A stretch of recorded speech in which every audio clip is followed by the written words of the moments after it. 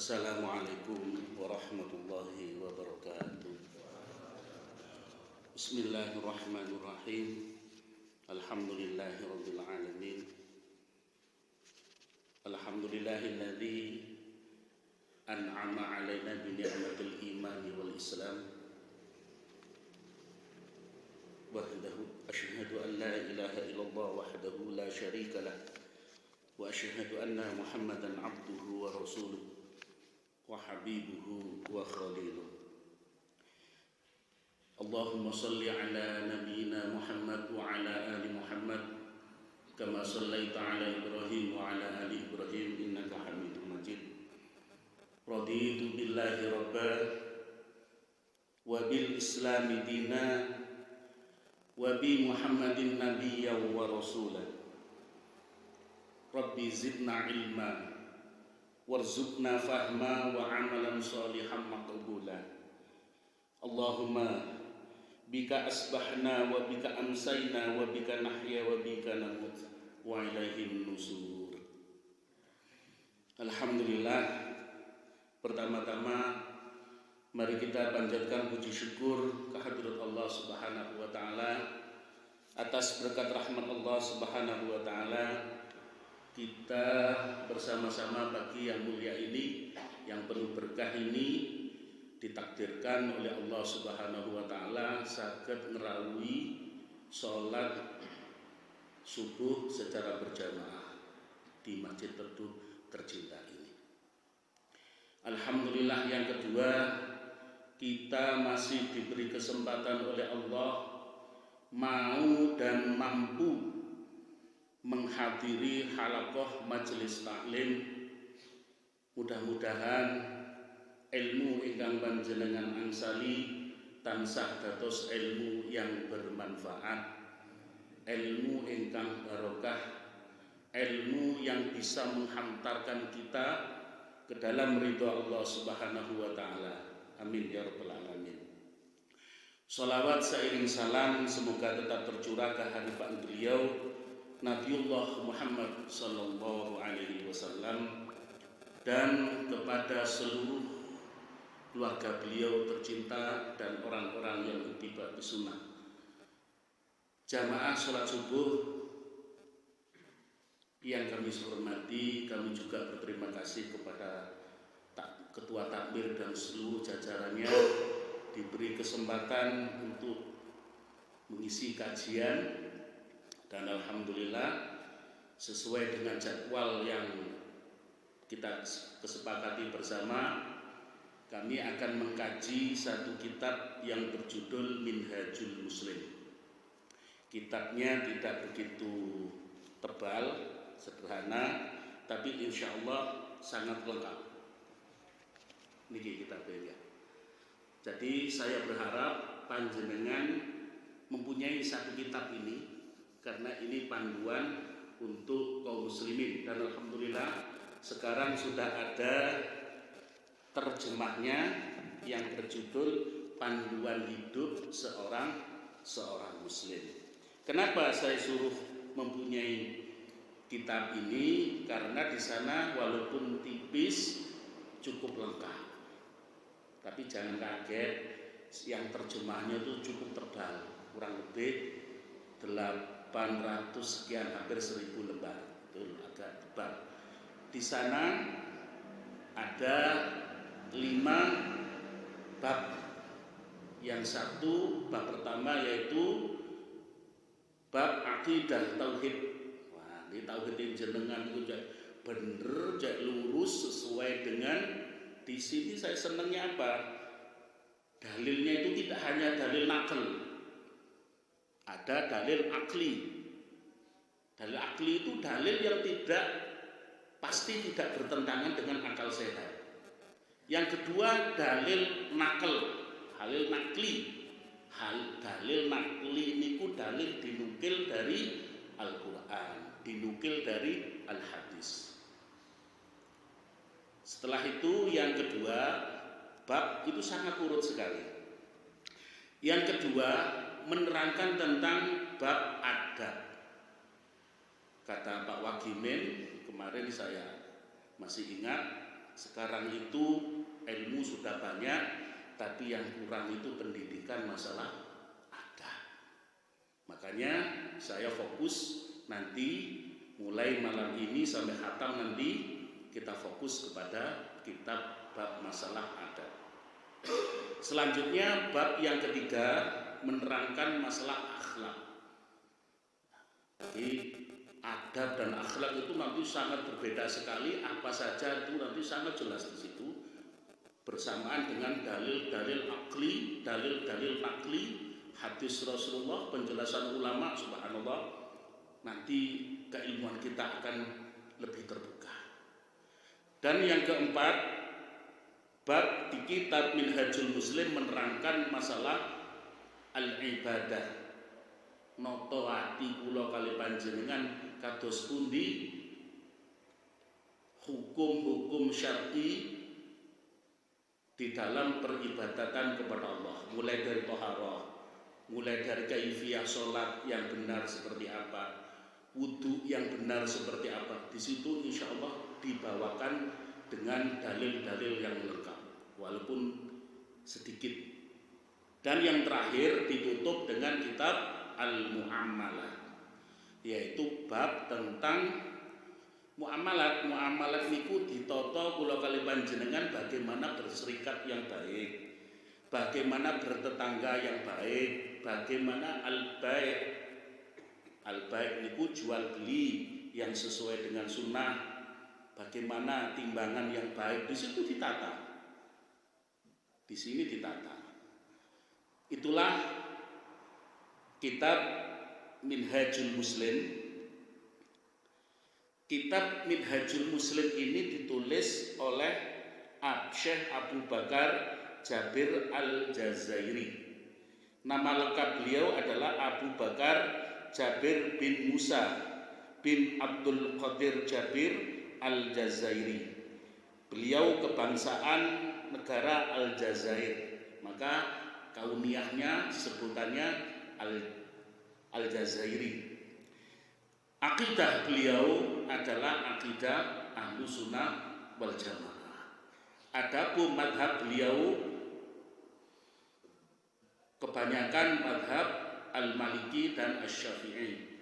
Kita ketahui bersama bahwa Imam Malik adalah guru dari Imam Syafi'i. Jadi cara beribadahnya cenderung kepada Imam Syafi'i dan Imam Malik. Subhanallah, lebih hati-hati nanti.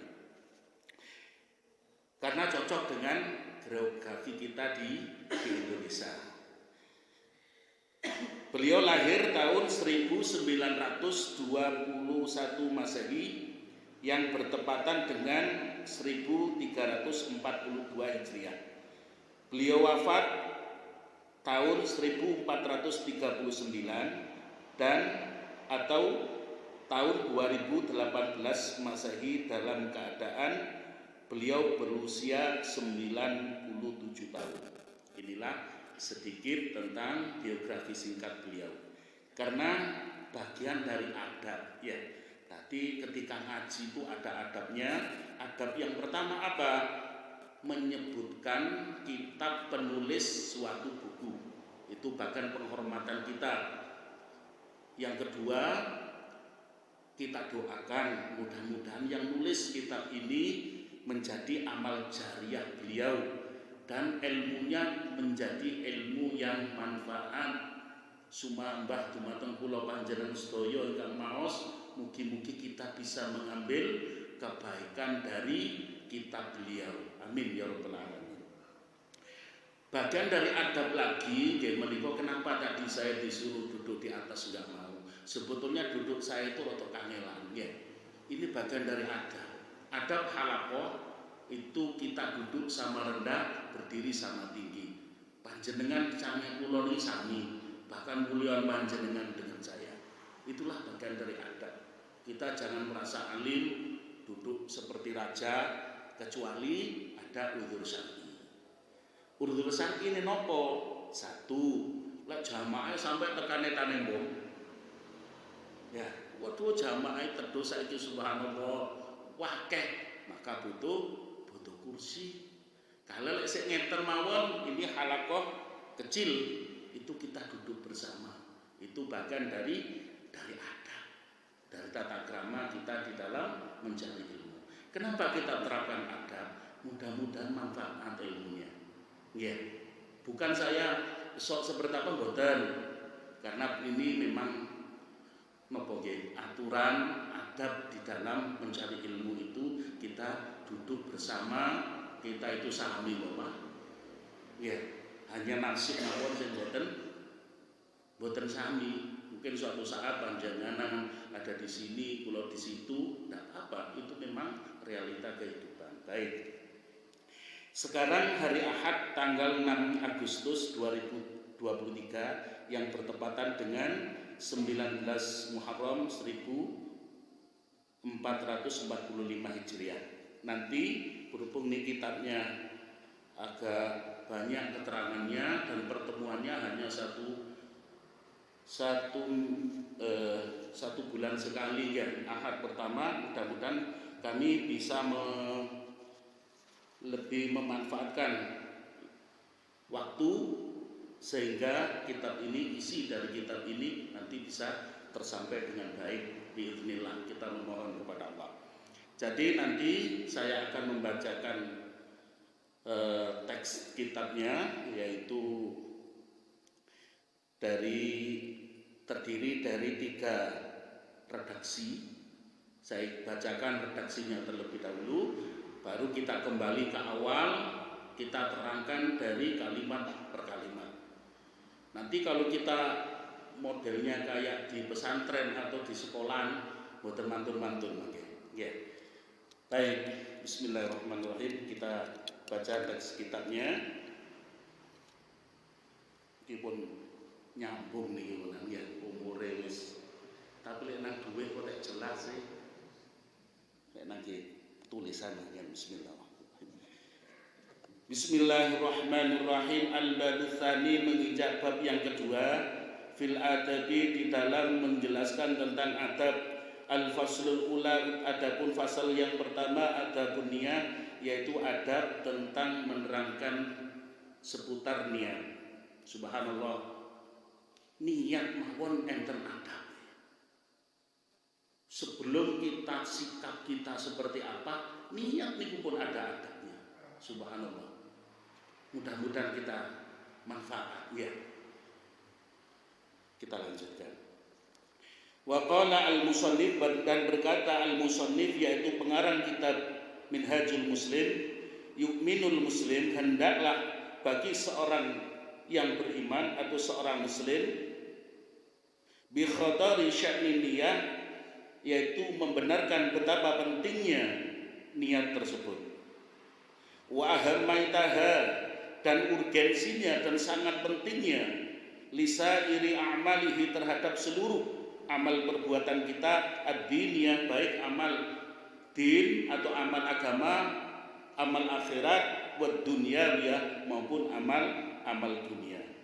Irjami'il a'mali, karena keseluruhan amal tersebut tatakayyafu biha, sangat tergantung dengan biha, yaitu niat. Wa takunu bihisabiha, dan amal tersebut bihisabiha, niat tersebut menjadi hisab, menjadi timbangan, menjadi ukuran. Fataqwa, perbuatan bisa kuat, wa tad'if, atau suatu amal bisa lemah, wa tasyihu, amal bisa sah, wa tafsudu, iman bisa tafsud niku rusak, tab'an laha, tergantung dari niatnya. Wa imanul muslim, dan iman kepercayaan seorang muslim, hadza bi darurati niyah, terhadap keharusan darurat niat, suatu niat. Likulli a'mali, terhadap semua, likulli a'mali, terhadap saben-saben niat, wujubu, maka kewajiban untuk kita, islahiha, untuk senantiasa memperbagus masalah niat. Mustamidun awal, adapun sandaran hadis, sandaran Dalil yang pertama maqala lillahi ta'ala, seperti yang difirmankan Allah Subhanahu wa taala, wa ma umiru illa liya'budullah mukhlishina lahuddin, surat Al-Bayyinah ayat 5. Wa ma umiru, dan tidaklah kami untuk memerintahkan illa kecuali liya'budullah, untuk beribadah kepada Allah, mukhlisin, kecuali hanya untuk mengikhlaskan diri kepada Allah, lahuddin, di dalam melaksanakan ibadah, dalam melaksanakan agama yang lurus ini. Wa qauli subhanahu wa ta'ala, dan di ayat lain surat Az-Zumar ayat 11, qul inni umirtu an a'budallah mukhlishan lahuddin. Qul, katakanlah Muhammad, ini sesungguhnya umirtu, kami tidaklah memerintahkan, an a'budallah, kecuali untuk beribadah kepada Allah, mukhlishan, dengan ikhlas, lahuddin, terhadap agama yang lurus. Wathani, adapun mafsadah atau sandaran hadis dalil yang kedua, min qaulil Mustafa, sebagaimana Rasulullah Muhammad sallallahu alaihi wasallam bersabda, innama a'malu binniyat wa innama likulli imri'in ma nawa. Innamal a'malu, sesungguhnya amal seseorang, binniyah, itu tergantung kepada niatnya, wa innama, dan sesungguhnya likulli imri'in ma nawa, seseorang akan memperoleh apa saja sesuai dengan yang diniatkannya. Yang terakhir, wa qauli, dan Rasulullah juga bersabda, innallaha la yanzuru ila suwarikum wa amwalikum wa innama yanzuru qulubikum wa a'malikum. Innallaha, sesungguhnya Allah, la yanzuru, tidak akan melihat, ila suwarikum, terhadap rupa kalian. Allah tidak akan melihat wajah kalian, wa amalikum, dan harta benda kepunyaan kalian. Wa innama yanzuru, tetapi Allah akan melihat, ila qulubikum, terhadap hati-hati kalian, wa a'malikum, yaitu niat kalian, wa a'malikum, dan amal kalian. Wallahu a'lam. Ini alhamdulillah redaksi pertama kita bacakan, nanti kita akan kembali kepada penjelasan dari awal. Jadi al-babu tsani, kita menginjak bab yang kedua, karena bab yang pertama sudah ada yang mengisi posnya, yaitu kitab masalah akidah tauhid. Jadi ada yang mengisi masalah tauhid, ada yang mengisi masalah tematik, ada yang mengisi masalah fikih. Alhamdulillah, pemateri-pemateri di Teduh ini kami saling bersinergi, kami saling melengkapi satu dengan yang lain. Mudah-mudahan membawa manfaat, mudah-mudahan membawa barokah untuk kita semua, ya. Amin ya rabbal alamin. Baik, kita lanjut, bahwa fi adabi, yaitu di dalam masalah adab. Mawal adab, napa sih diwastani adab niku? Adab adalah sikap, perilaku yang baik, kesopan santunan, keramah tamahan, dan halusnya budi pekerti. Niku namine adab. Lah akhlak napa? Mangke wonten keterangan kiai.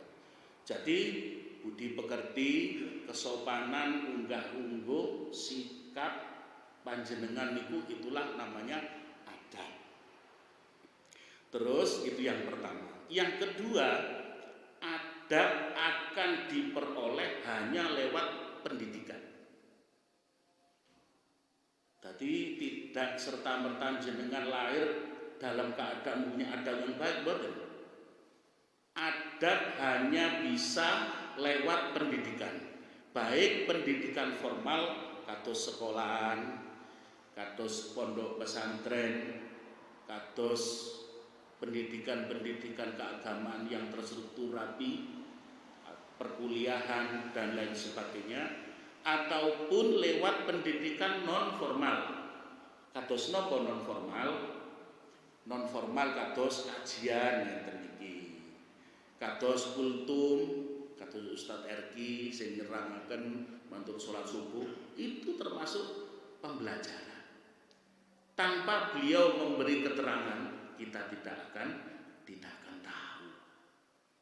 Makanya ada dua hal yang harus kita perhatikan. Yang pertama, kita itu diwajibkan untuk thalabul ilmi. Hukumnya thalabul ilmi nopo? Fardu ain. Nopo fardu ain? Kewajiban setiap ain ingkang mempunyai sepasang mata. Artinya nopo? Setiap kita itu fardu.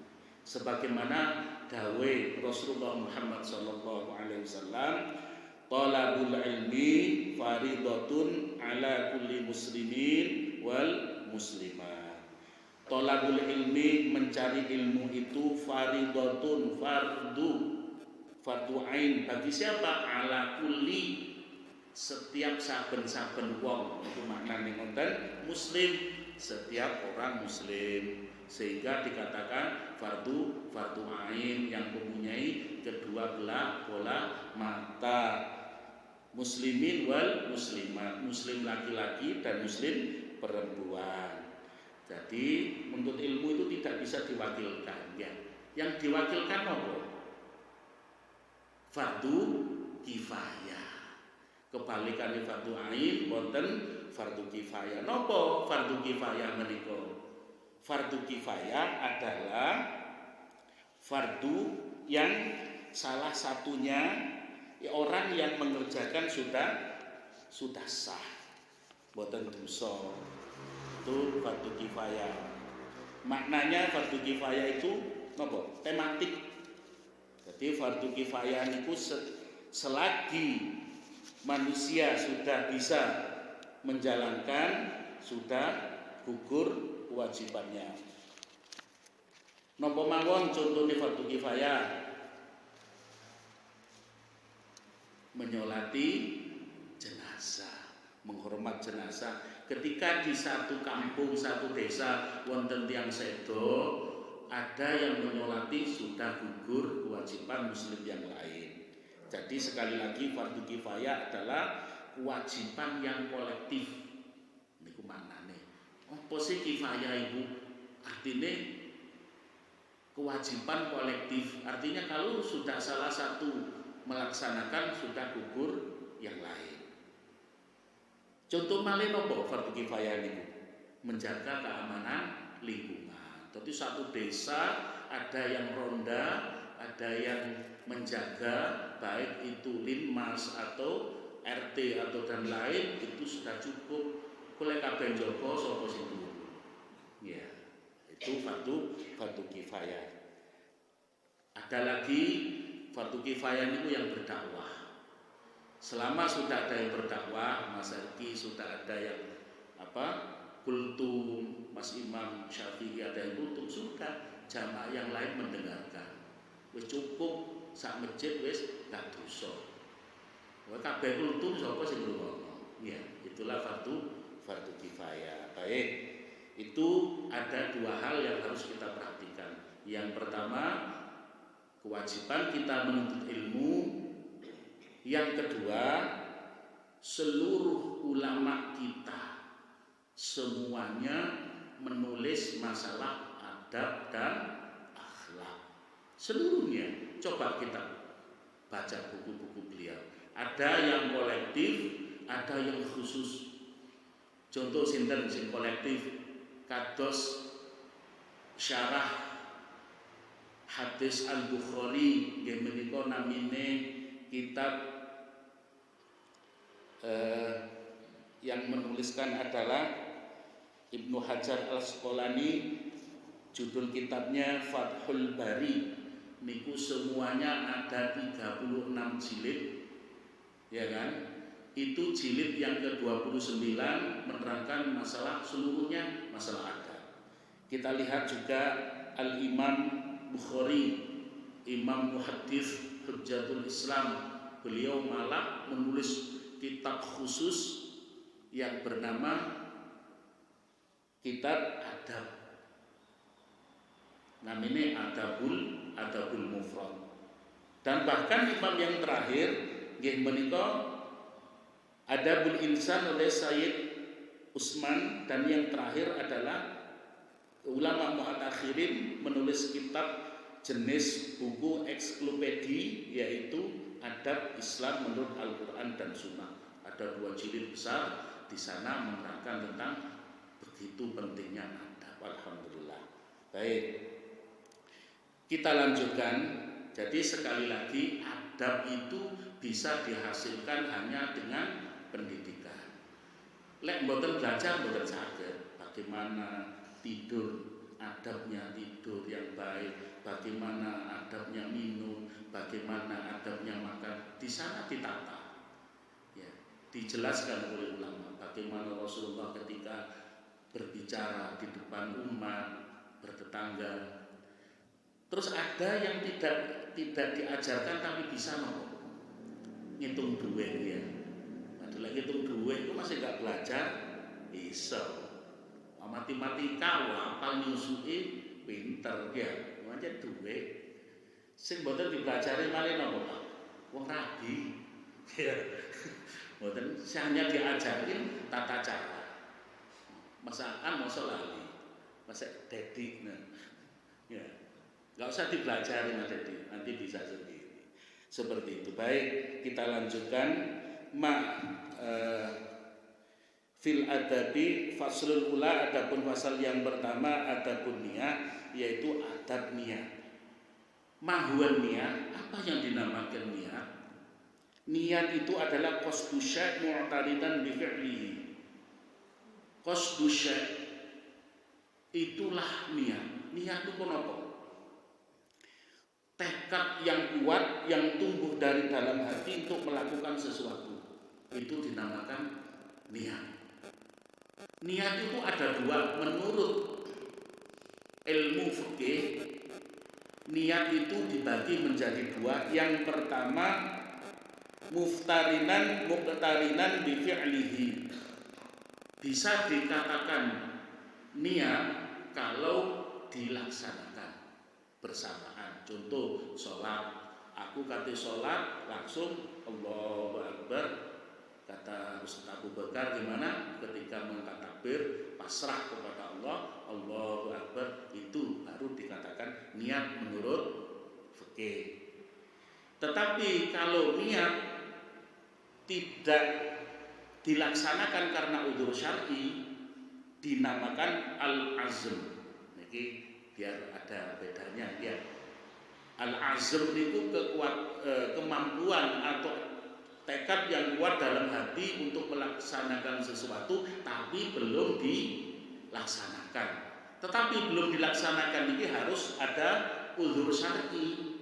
Contoh, nanti malam saya mau sholat qiyamul lail, berhubung ketiduran, tetap ditulis 1 kebaikan. Itulah yang dinamakan al-azm. Tetapi ada niat, ada i'tiqad yang baik tapi nyelentang, itu hanya bil lisan kemawon, bukan dikatakan niat. Contoh, aku kate ngaji nang Teguh, budale delok cekson. Nah, itu kan sudah nyelentang. Tidak dilaksanakan tapi tidak berudzur syar'i. Contoh malih, saya mau haji, kudu ono syarat tapi belum dilaksanakan, itu namanya al-azm. Tetap dapat pahala. Tapi ono syaratnya nyetor tabungan. Niat tok kan tabungan kapan dibuka. Ya. Ada syaratnya. Itu bisa dicatat 1 kebaikan selama tidak dilaksanakan kalau ada udzur syar'i. Terus saya kepingin melaksanakan kepingin sedekah Jumat berkah di Masjid Teduh, belum dilaksanakan. Selama niat ada tapi wis daftar nang panitia tapi belum dilaksanakan, itu al-azm.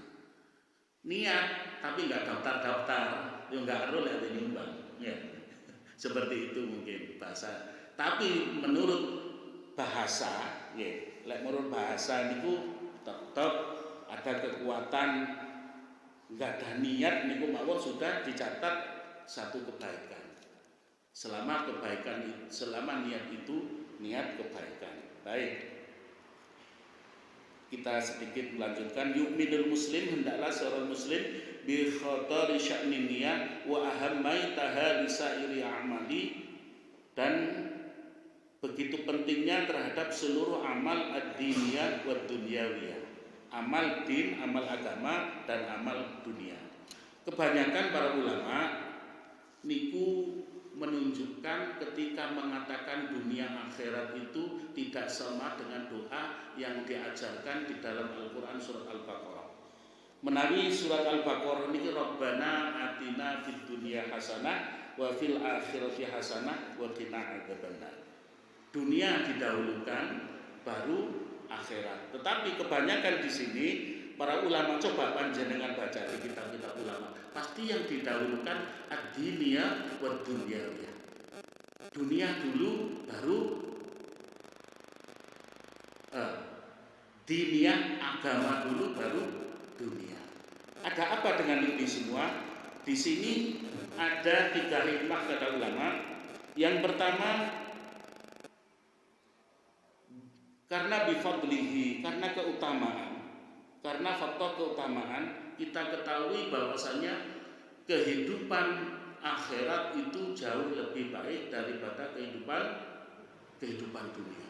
Sehingga Allah berfirman, wal akhiratu khairul laka minal ula. Wal akhiratu, dan kehidupan akhirat, khairul laka itu lebih baik kepada kamu, minal ula, dari kehidupan yang pertama. Napa kehidupan pertama? Dunia. Makanya kata ulama, karena apa faktor? Bukan napa nggih? Kok bertentangan nggih di doa Rabbana atina fid dunya hasanah wa fil akhirati hasanah, dunia dulu baru akhirat. Kenapa ulama-ulama menulis di kitabnya diniyah dulu, agama dulu, baru duniawiyah? Karena ada faktor hikmah, 3 hikmah. Hikmah yang pertama bifadlihi, karena kefadolan akhirat. Bahkan Rasulullah SAW bersabda, barang siapa yang akhirat menjadi tujuan hidupnya, maka akan dibereskan urusannya. Akhirat dapat, dunia dapat. Dan dunia akan datang kepada orang yang akhirat jadi tujuannya, datang dengan hina. Tetapi barang siapa yang dunia menjadi tujuannya, akan hancurkan urusannya. Mboten akhirat, mboten angsal, napa malih dunia hanya akan didapatnya hanya sebagian saja. Begitu.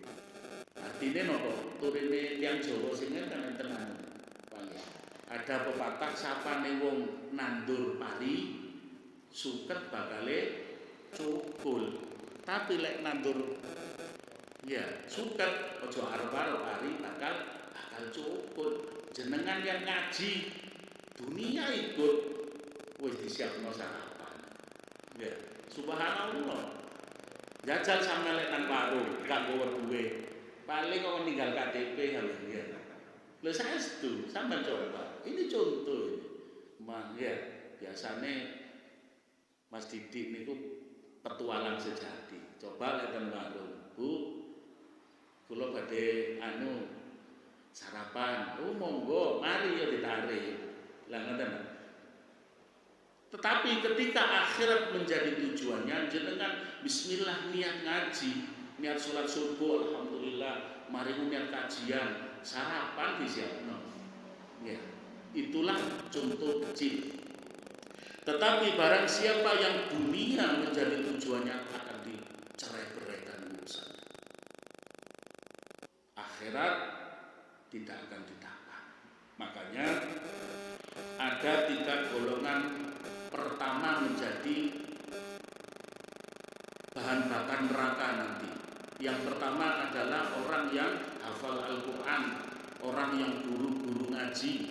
Ketika ditanya oleh Allah, ma'amil nabiha, amalan apa yang telah kau berikan kepadaku setelah aku beri kemampuan berupa pinter maca Al-Quran, pinter maca kitab. Jawaban orang tersebut, saya beramal lillahi ta'ala, saya ajarkan ya Allah ilmunya saya ajarkan di Masjid Teduh lillahi ta'ala, karena engkau ya Allah.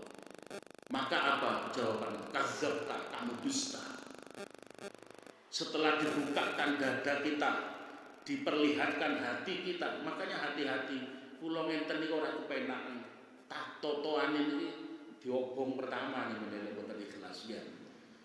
Saestu, penak jenengan ngurungono. Ya. Fama amilta minha, apa yang bisa kau berikan kepadaku? Kula niki singen ngajar ning griya murid kula kathah Masjid Teduh, ketika dibuka hatinya tidak ada keikhlasan. Kadzabta, kamu berbohong, maka diseret, dimasukkan ke dalam api neraka. Golongan yang kedua, golongan orang-orang yang mati syahid. Ketika ditanya fama amilta minha, apa yang amalan apa yang bisa kau berikan kepadaku? Aku mati syahid ya Allah, berjuang lillahi ta'ala. Setelah dilihat hatinya, kadzabta, kamu berbohong. Dan golongan yang ketiga, orang-orang yang dermawan, yang suka nyumbang nang Jumat berkah, nyumbang bangunan masjid, nyumbang kan bikin pondok pesantren, bikin TPI. Ketika tidak ikhlas, dibuka oleh Allah, diseret menjadi bahan bakarnya api neraka. Naudzubillah, summa naudzubillah. Mulaken niku Bu nggih, Bapak monggo kita sareng-sareng toto yang kula kalian panjenengan, mari kita ikhlaskan kepada Allah Subhanahu wa taala. Itu yang pertama. Hikmah yang kedua, sebentar lagi selesai.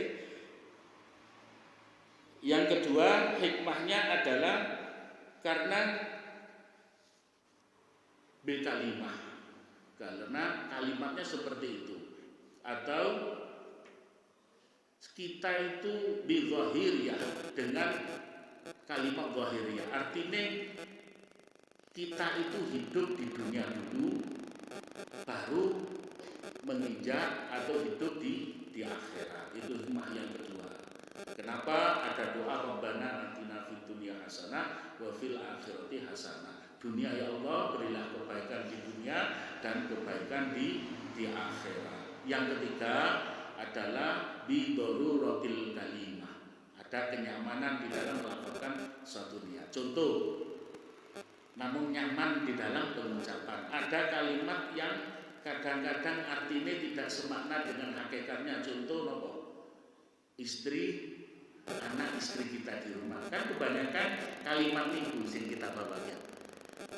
Ketika ceramah, ketika ngomong, bagaimana anak dan istrimu? Baik.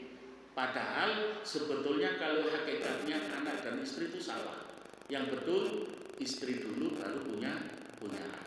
Lek dua anak dhisik njuk bojo, dua anak sapa ya? Apa angge-angge orang-orang enggak melok gawe melok ngomong. Nah, itu kadang tidak sesuai dengan hakikat. Tapi nyaman. Nyaman itu apa ya? Anak bojo. Bojo anak itu kayaknya lagu ya. Padahal di teks Al-Qur'annya jelas min azwajikum wa auladikum fitnah.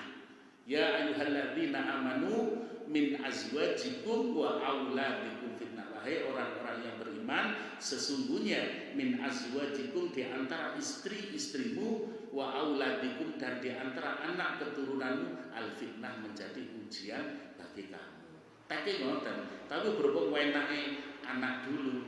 Yang terakhir yang termalin pulang pergi. Nanti masaan PP pulang pergi loleh, pulang dhisik bro pergi wong minggat ya. Sing bener napa? Pergi dulu baru pulang. Loleh pergi dulu baru pulang masuk. Niki tumbas tiket PP Pak Ben. Nah, PP niku napa Pak? Pulang pergi kan ngoten. Loleh pulang dhisik, baru pergi lho nang ndi bapakku yo enggak boleh-boleh. Karena apa? Bidoruratil kalimah. Itulah detailnya para ulama menulis suatu kitab itu seperti itu. Subhanallah, kalau kita belajar ya sampai kados ngoten dipelajari. Cek sangat hati-hatinya. Ya. Kan, tapi itu kebiasaan yang tidak berdosa karena apa? Niatnya ya wis itu. Wis gak detail-detail nemen ngoten. Tak satu kadung enak di dalam lisan, di dalam penyampaian. Beli tiket pergi pulang, kok enggak enak. Sing enak kok pulang pulang pergi. Nanti pulang dhisik baru pergi. Mari kono nggo nanti Abah Hayyan yo gak boleh-boleh. Oh, tukune kitab tikete pulang pergi, wis pergi wis kembali. Tapi kalau dibalik ya pergi pulang teko omah ya. Itu mungkin hanya kalimat mulakan.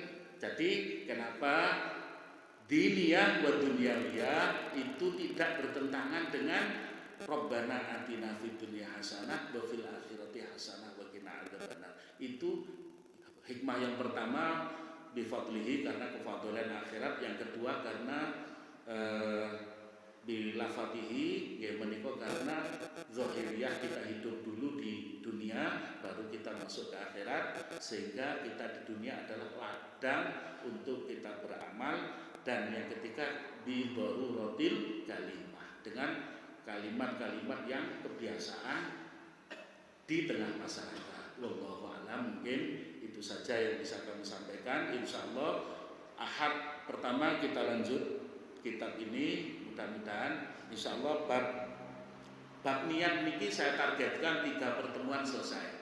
Kita karena nggih mboten saged cepet-cepet ya. Nek cepet-cepet pakai mboten paham jenengan. Dan kita kemas dengan sedikit guyon dikit biar apa? Mancep. Ya. Jadi kita flashback ke belakang. Adab itu yang pertama yaitu niat. Nanti di dalam niat kita itu nanti ada adabnya. Bagaimana adab kita dalam niat? Yang satu yang sudah kita peroleh yang dinamakan niat adalah qasdus syai' muqtarinan bihi, keyakinan yang kuat bahwa jenengan mempunyai himmah atau maksud yang kuat untuk melakukan sesuatu dan dilaksanakan, itu namanya niat. Dan lain sebagainya nanti kita dilanjut di pertemuan berikutnya. Demikian yang bisa kami sampaikan, kurang lebihnya kami mohon maaf. Kita tutup. Subhanakallahumma wa bihamdika asyhadu an la ilaha illa anta astaghfiruka wa atubu ilaik. Kurang lebihnya mohon maaf kami akhiri. Assalamualaikum warahmatullahi wabarakatuh.